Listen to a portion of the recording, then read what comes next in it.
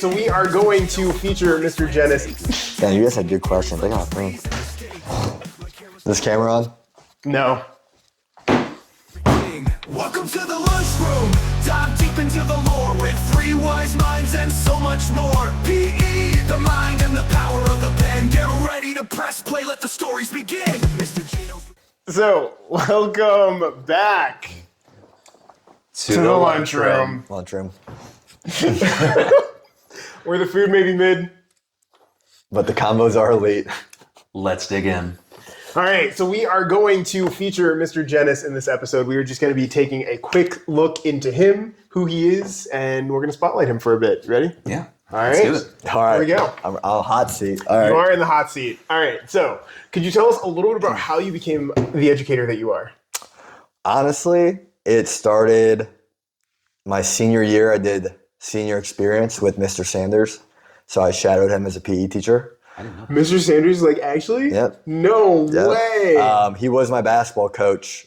Shout out to Mr. Sanders. Yep, shout out Mr. You're a Sanders. Mr. Sanders fan? Drop a comment. Yeah, so I remember him and a couple of my basketball friends, we like senior experience with them, thought it was just going to be easy and fun. Yeah. And then I'm like, wait, this is actually rocks. This is so much fun. And then that summer, I worked at Twinsburg summer camp. And then I was really like, okay, like I saw my calling to like work with kids. I was like, this is so much fun. I'm a kid at heart. Like if you know me, I'm a kid at heart. Yeah. And I was just like, I love doing this. Originally, I wanted to be that like history teacher coach. Oh, yeah. Yeah. Got to college my freshman year. Like my major was a history major. First class was Western civilization. They gave me the textbook. They said, you have to read 3 chapters by next class. I said, I'm going to switch my major to physical education. That was it. It took me 1 week. I literally opened the book. I read half a chapter. I go, this is terrible. Closed the book. Went to my counselor. Switched to PE. Never looked back. Definitely the best decision I've ever made. I think PE is, if you want to be a teacher, PE is the way to go. You get paid the same and you're just having fun. And if you like sports, like to be healthy. If you don't like being healthy. Right. It's just great. It's literally the best job in the world. And all the kids, most of the kids, enjoy PE. Mm-hmm. And so they enjoy going to your class, which makes it more enjoyable for me as well. So that's just kind of, and I've always loved sports, grew up doing sports. I knew I've always wanted to be a coach.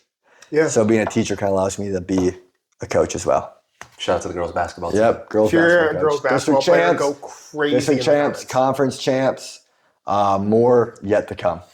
And I think one thing I want to add, and I'm not a PE teacher, of course, but one thing that you get to see from your students is that, in other classes, they're kind of just like doing tests. They're doing a lot of assignments, but you also get the opportunity to view them almost in a social setting as well. Yeah, you get to see, you definitely get to see their character. Like, you get to see them kind of you're right, in a social setting, especially when we go outside or at recess even, because I have to do recess duty, you definitely get to see them in a different setting where they're not just sitting and doing assignments. They're actually, that's the biggest part of my class. That's kind of the biggest part of their grade is how they interact with others in a gameplay setting. So. The stories begin. Mr. Genos with the body slam takes. Tag teaming theories like he's raising the stakes. So tell me a little bit about you're I believe a big Cleveland sports fan. Yeah, unfortunately. How'd you get into Cleveland sports? I mean, I've grown up here my whole life. My dad is probably the most passionate fan of Cleveland sports I've ever seen. Growing up in Cleveland, it's just it builds character. You got to be tough to watch the sports that I watch, and you're just never good. You're just never it's so. I literally don't know a more miserable fan base. It's probably Cleveland, Detroit. That's got to be it. Those got to be the top 2. We won our championship with the Cavs because we had the greatest player ever, and we barely did it. We literally had the greatest player of all time for how many years total? 7 for 11. 11 total years, and he won 1 championship with us. Math. Okay? He's got 4 total championships 3 with other teams. He's been with us the longest, and we got 1.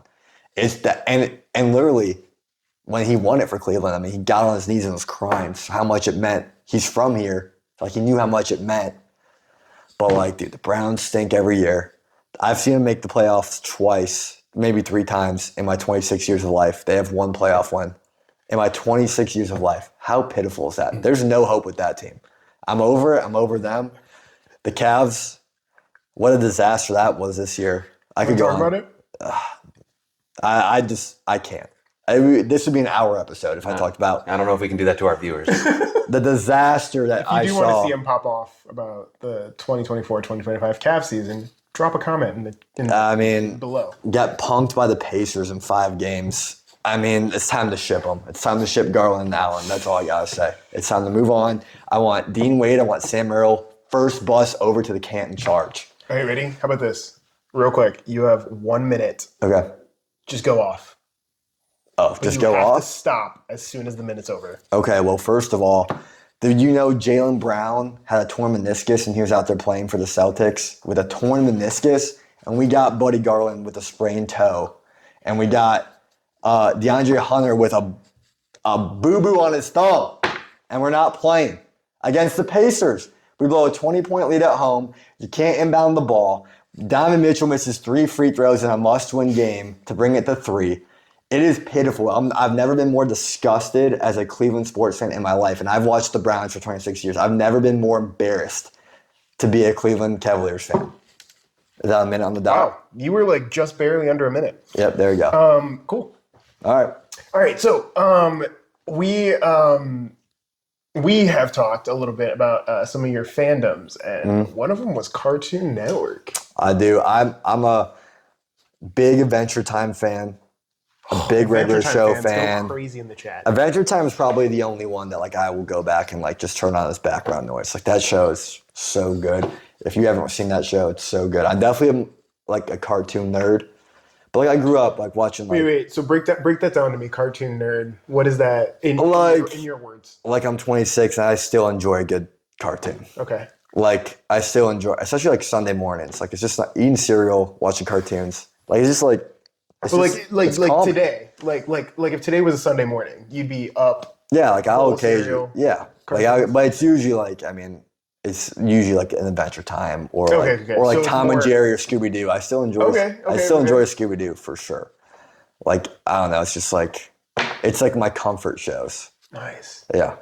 So like you're more of the from like the 90s to present era cartoons? Yeah, like I would not say I'm watching I wouldn't say I'm watching anything new.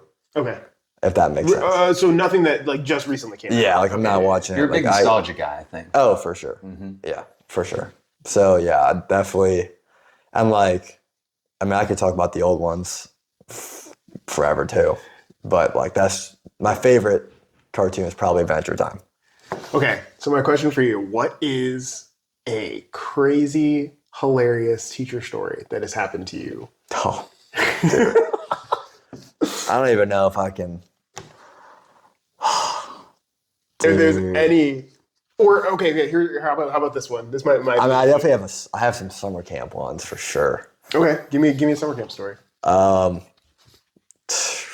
First one I can remember. It might not even be that funny, but the first one I can first one I can literally remember. It's more like what it was me and Mrs. Radicelli. We were in morning care, and morning care is like like the care before camp. So like all the kids aren't there; they just trickle in. So there's like 5 kids there in the morning, and so we're just like talking, and we always like the kids just they entertain themselves. Yeah. And me and Cece have like the same humor. So like I don't know why, but we like Despicable Me I think just came out. And like the fourth one. The fourth one. The fourth or third one. Just came out. Okay.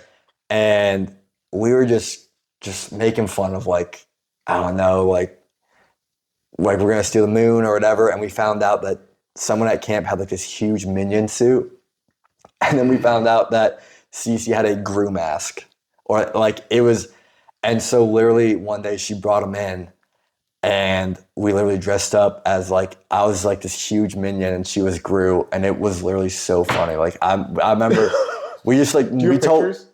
I do. We have videos. Yeah, but literally like we didn't tell anyone. We just like walked out in the camp. So even like the leaders were like, "What is happening?" You just walk out. I got to interject. I was also not really told about that, so I stayed in the office and answered phone calls. Yeah, he missed it. Yeah. And literally, I'm literally out there. There's a dance circle, and I'm literally just dancing as a minion. The kids are literally like tackling me. Like they didn't know who it was. They had no idea who it was. And then Cece's sitting there with like this. I mean, it's probably the scariest Gru mask. Like, yeah.